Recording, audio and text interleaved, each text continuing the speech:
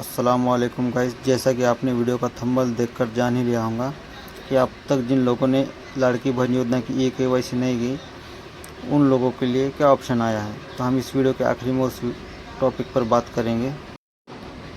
मुख्यमंत्री माझी लाडकी बहीण या योजनेअंतर्गत KYC करण्याची संधी उपलब्ध करून देण्याबाबत ये GR 2 अप्रैल 2026 को आया है महिला व बाल विकास की तरफ से। इस GR में लिखा है, मुख्यमंत्री माझी लाडकी बहीण या योजनेअंतर्गत पात्र लाभार्थी महिलांनी KYC माध्यमातून दिनांक 31/12/2025 पर्यंत आधार ऑथेंटिकेशनद्वारे KYC प्रक्रिया पूर्ण केली आहे।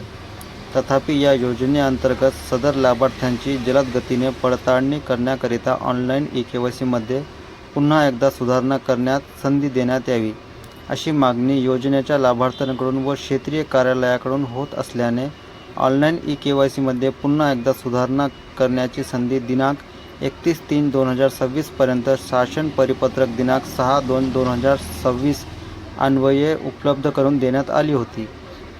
तथापि नंतरही या योजनेच्या लाभार्थ्यांकडून ऑनलाईन KYC मध्ये पुन्हा एकदा सुधारणा करण्याची होत असलेली मागणी विचारात घेता KYC मध्ये पुन्हा एकदा सुधारणा करण्यासाठी संधी देण्याबाबत शासनाच्या विचाराधीन होती। शासन परिपत्रक।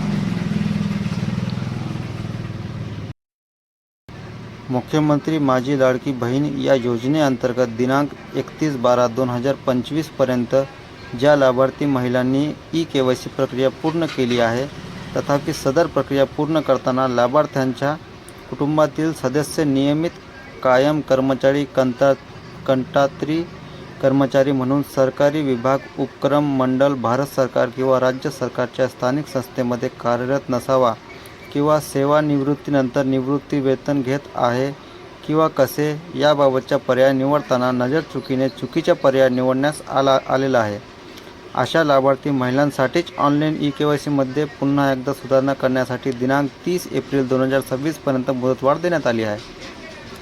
31/12/2025 या अगोदर ज्या महिलांनी KYC केली नाही त्यांच्यासाठी ही संधी काही कामाची नाही।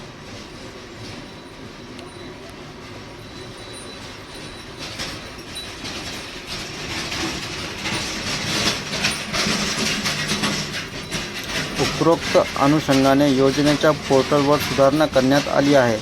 यापुढे कोणत्याही परिस्थितीत सुधारणा करण्याची संधी उपलब्ध करून दिली जाणार नाही, यांची नोंद घ्यावी। सदर शासन परिपत्रक महाराष्ट्र शासनाच्या या संकेतस्थळावर उपलब्ध करण्यात आला असून त्याचा संकेतांक असा आहे। हा शासन निर्णय डिजिटल स्वाक्षरीने साक्षांकित करून काढण्यात येत आहे। ये GR उन लोगों के लिए है जो लोगों ने KYC की है, लेकिन KYC करते वक्त उनसे कुछ गलती हुई है। अब उन लोगों का क्या है, जिन लोगों ने अभी तक KYC की ही नहीं, तो उन लोगों के लिए खुशखबर है कि मुख्यमंत्री माझी लाडकी बहन योजना अंतर्गत लाभार्थियों के लिए KYC अनिवार्य कर दी गई है, जिसे हर साल या सरकार द्वारा समय समय पर अपडेट करना आवश्यक है। ये उनके लिए खुशखबरी है क्योंकि साल में एक बार KYC होंगी लाडकी बहन योजना की। अभी तो ऑप्शन नहीं है, लेकिन जब ऑप्शन आएगा, जब आपको अपडेट आ जाएंगी। लाडकी बहन योजना 28 जून 2024 को चालू हुई थी। इसका मतलब ये है कि 28 जून तक फिर से KYC सेट चालू हो सकती है, जिसमें नए लाभार्थी भी अपना फ़ायदा उठा सकते हैं।